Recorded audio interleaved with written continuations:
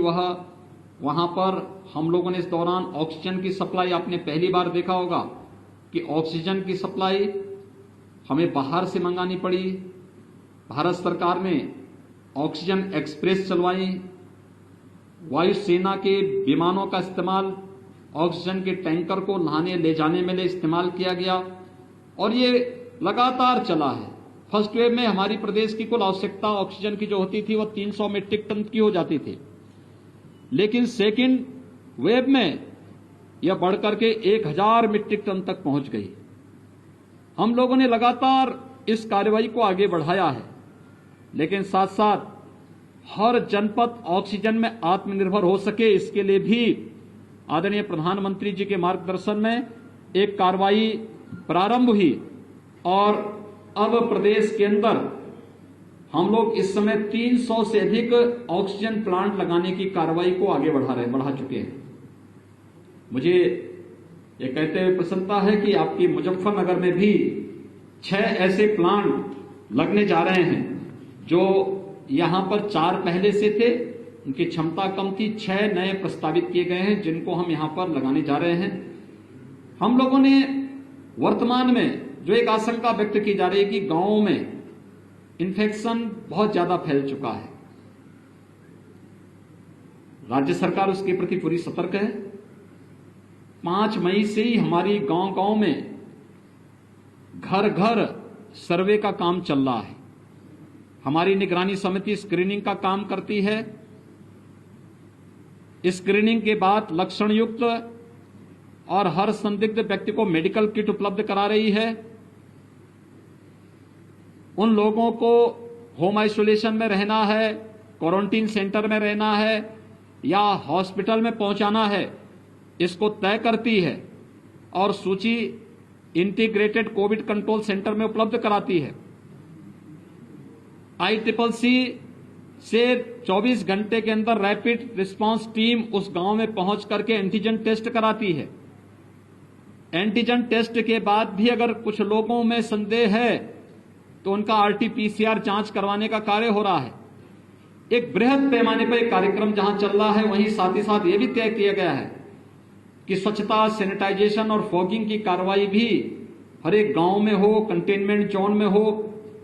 राज्य सरकार ने यह भी तय किया है कि हम लोग जरूरतमंदों को मुफ्त में भोजन उपलब्ध कराएंगे। कम्युनिटी किचन हर एक जनपद में प्रारंभ किया गया है।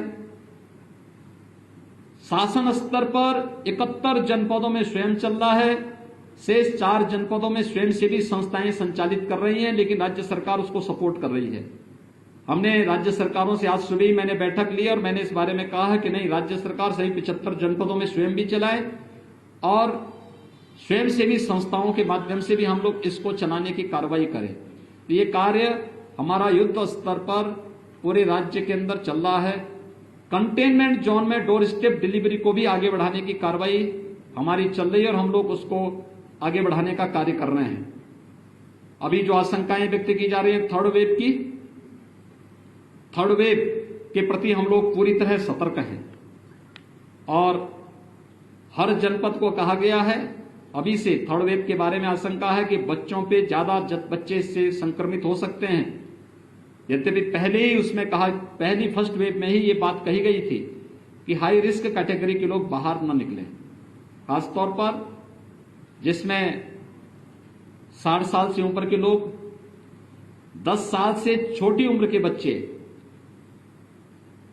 गर्भवती महिलाएं, कम इम्यूनिटी के लोग, कमजोर इम्यूनिटी के लोग और एक या एक से अधिक बीमारी से ग्रसित कोई भी व्यक्ति ये घर के बाहर न निकले, घर में भी मास्क धारण करें। किसी भी व्यक्ति को बाहर निकलना है, जो शेष अन्य लोग हैं, आवश्यक कार्य से बाहर निकलना हो तो मास्क जरूर पहने और 2 गज की दूरी का जरूर पालन करें। थर्ड वेव के बारे में जो बच्चों के बारे में आशंका व्यक्त की जा रही है, राज्य सरकार ने अभी से अपनी तैयारी कर ली है।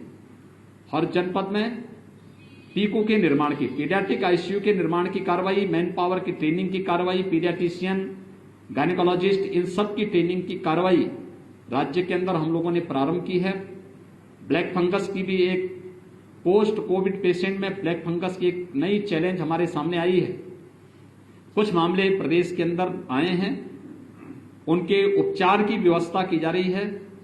एक एडवाइजरी पूरे प्रदेश के अंदर जारी की गई है कि ब्लैक फंगस के अलावा पोस्ट कोविड कोई भी ऐसी समस्या देखने को मिलती किसी पेशेंट में तो उनके लिए एक अलग वार्ड बना करके उनके मुफ्त में उपचार की व्यवस्था प्रत्येक जनपद में प्रारंभ की जाए, जिससे हर एक व्यक्ति की जान हमारे लिए महत्वपूर्ण है, उसको बचाया जा सके और हर एक व्यक्ति को के जीवन को बचा करके हम लोग उसकी ऊर्जा का उपयोग समाज के लिए और राष्ट्र के लिए कर सकें।